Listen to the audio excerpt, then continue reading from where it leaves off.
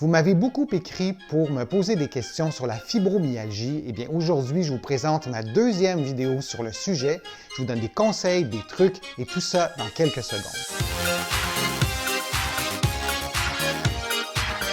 Je suis Denis Fortier. Si vous êtes nouveau ici sur ma chaîne YouTube, je vous conseille de vous abonner en cliquant sur le coin inférieur droit de l'écran et je vous invite aussi à vous abonner à mon infolettre en visitant mon site web, le www.denisfortier.ca. Maintenant, la fibromyalgie, qui est un syndrome douloureux chronique. Les personnes qui en souffrent ont des douleurs à plusieurs endroits sur le corps et il y a d'autres problèmes de santé qui sont souvent présents en même temps que la fibromyalgie. Je vous ai déjà présenté une première vidéo sur le sujet, je vous invite à l'écouter.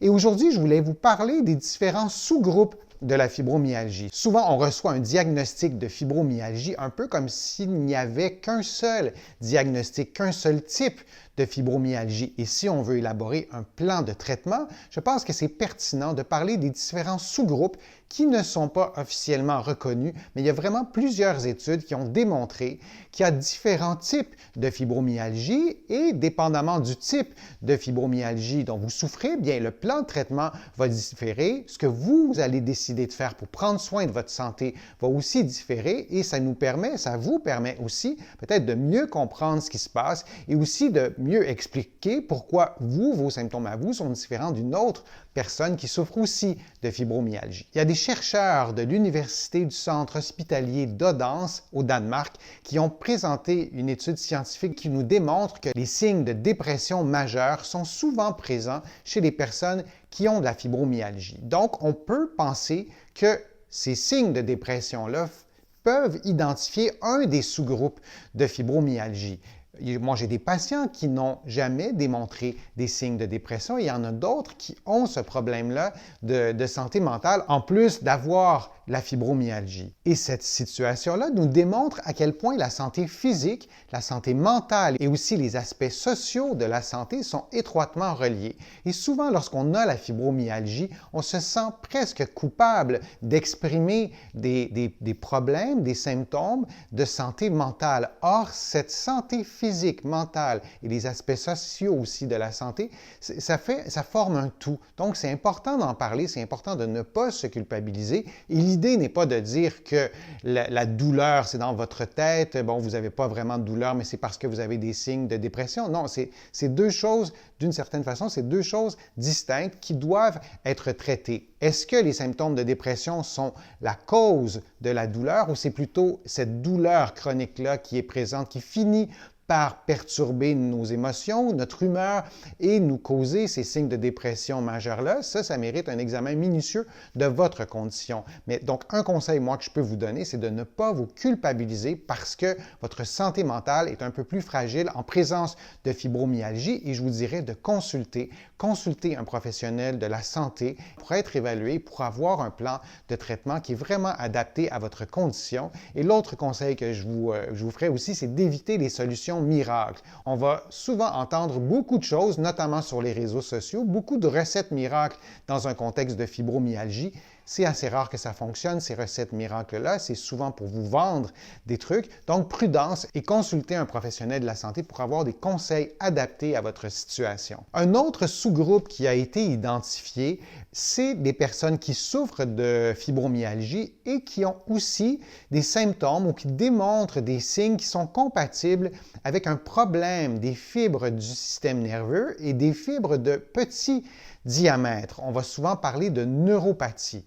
Il y aurait environ plus ou moins 50% des personnes qui ont la fibromyalgie qui font partie de ce sous-groupe-là. La personne idéale à consulter pour savoir si vous avez ce problème-là, c'est un neurologue. Il y a une étude fort intéressante qui a été publiée sur ce sujet-là, sur les liens entre la fibromyalgie et les fibres du système nerveux, donc de petit diamètre, par des chercheurs de l'Université de Liverpool au Royaume-Uni. Et leur conclusion de leur recherche disait qu'il y a environ 50% des personnes qui ont la fibromyalgie et qui ont aussi un problème avec les fibres du système nerveux de petit diamètre et les chiffres changeaient selon la méthode qui avait été utilisée pour évaluer ces fibres nerveuses-là de petit diamètre. On pouvait notamment les évaluer en faisant une biopsie de la peau, donc d'aller évaluer ces petites fibres-là au niveau de la peau ou sinon au niveau de la cornée. Donc les chiffres changeaient, mais on peut retenir que c'est environ 50% des personnes qui avaient la fibromyalgie. Qu'est-ce que ça nous dit, tout ça? Ça nous dit que la fibromyalgie, ça peut être un problème d'origine centrale.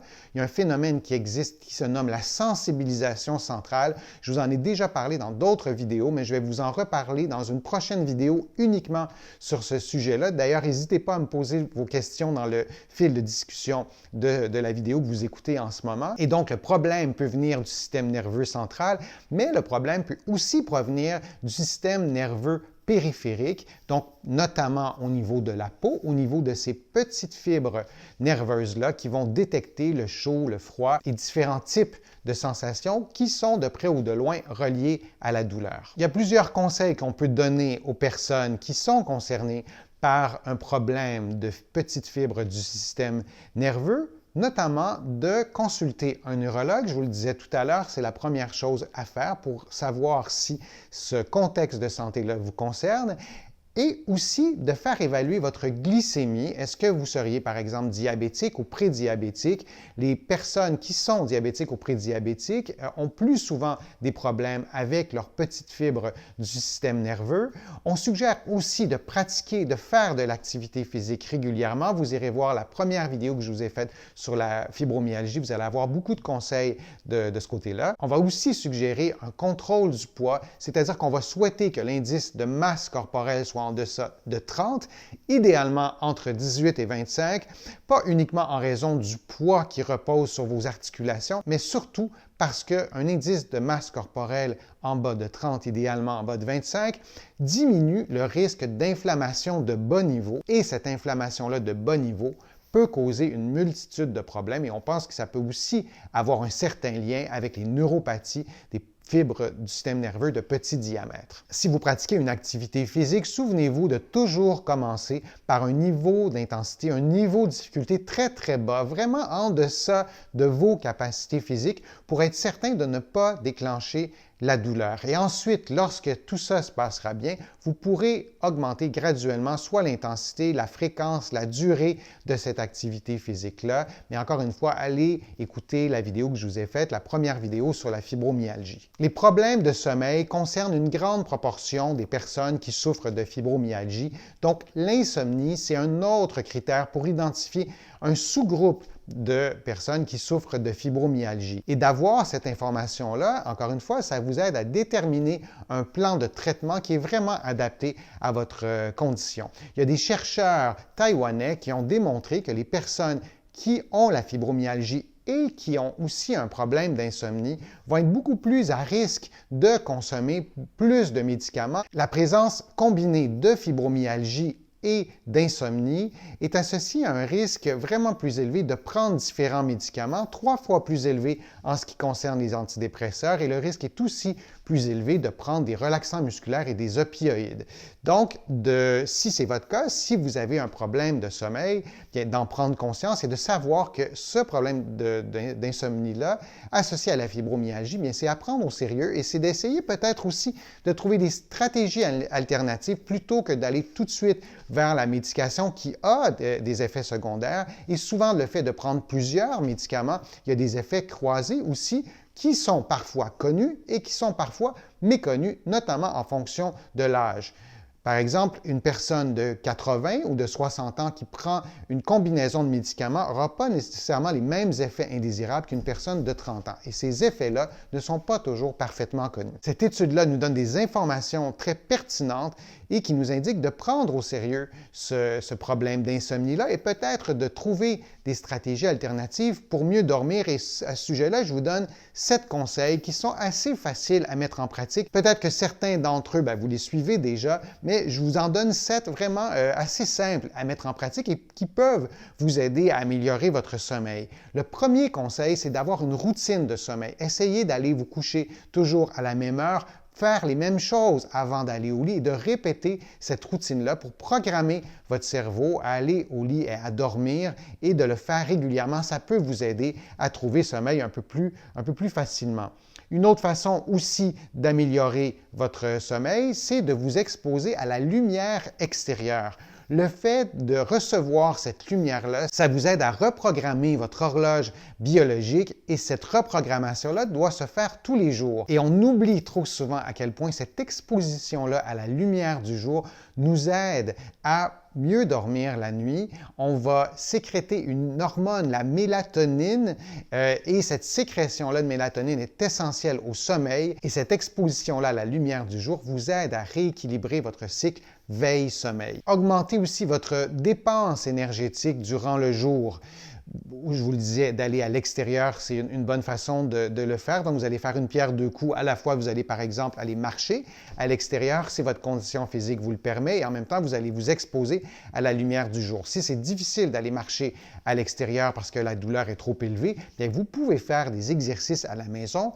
Parfois, de faire des exercices au sol ou dans votre lit, c'est un peu plus facile si la douleur est trop intense, mais de bouger un peu plus, de contracter vos muscles. N'oubliez pas, la contraction musculaire, ça fait partie de votre santé métabolique et ça vous fait aussi dépenser un peu plus d'énergie, ce qui vous aidera peut-être à trouver le sommeil un peu plus facilement. Gardez votre chambre sombre. Donc, la nuit, quand vous dormez, plus vous êtes dans l'obscurité, mieux votre cycle veille-sommeil va se régler.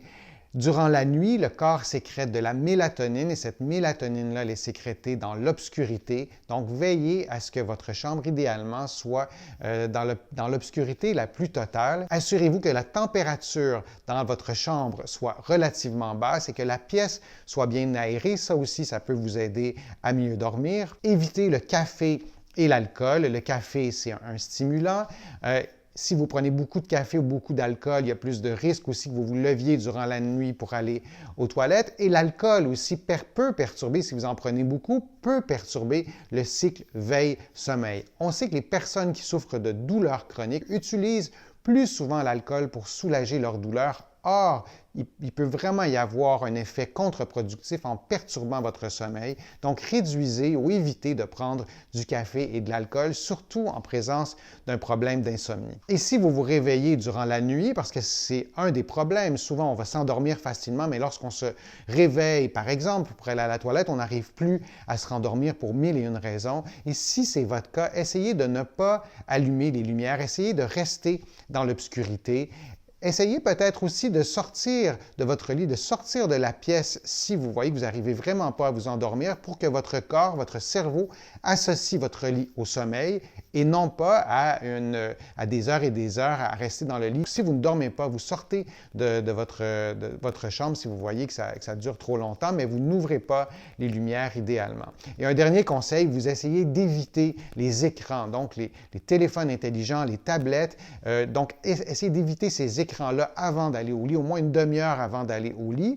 Ces appareils-là stimulent le cerveau, donc essayez d'éviter la présence d'écrans, notamment les téléphones intelligents et les tablettes. J'espère que ma vidéo vous a été utile, que vous allez trouver quelques conseils, quelques trucs à mettre en pratique pour vous aider à soulager la douleur, pour vous aider à mieux comprendre aussi les symptômes qui vous concernent vous et adapter un plan de traitement à vos besoins, à votre réalité. Ça, c'est bien important de ne pas voir la fibromyalgie comme un seul et unique diagnostic, mais de bien comprendre qu'il y a des sous-groupes et de connaître son sous-groupe va vous permettre probablement d'améliorer votre qualité de vie. Je vais vous préparer d'autres vidéos aussi parce qu'il y a tellement de choses à dire sur la fibromyalgie. Si vous avez des questions, j'aimerais ça que vous me les écriviez dans le fil de discussion de cette vidéo-ci. Je les lis vraiment avec plaisir et je m'en inspire pour pouvoir produire d'autres vidéos. Si ma vidéo vous a plu, je vous invite à cliquer j'aime, à la partager sur les réseaux sociaux. Je vous le dis chaque fois, mais ça m'aide à avoir plus de visibilité. Ça m'aide aussi vraiment à produire d'autres contenus gratuits. Il y a beaucoup d'informations que vous allez trouver aussi sur mon site web, le www.denisfortier.ca et vous allez trouver d'autres informations dans mes livres qui sont disponibles en librairie et sur le web au Canada. Mes livres sont aussi disponibles en France, sur le web et aussi en librairie. Je suis Denis Fortier. Je vous remercie beaucoup. À bientôt.